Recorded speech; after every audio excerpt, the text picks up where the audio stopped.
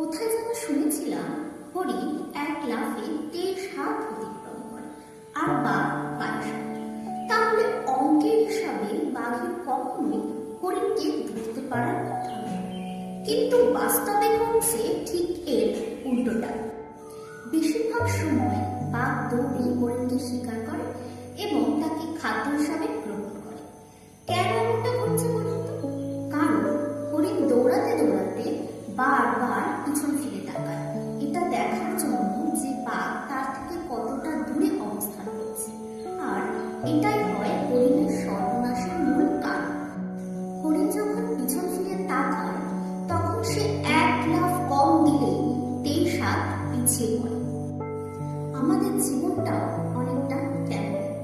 আমরা যখনই সামনে এগিয়ে যেতে যেতে পিছনের দিকে ফিরে তাকাই, তখনই আমাদের জীবনে সফলতা পাওয়াটা আরো বেশি কঠিন হয়ে পড়ে।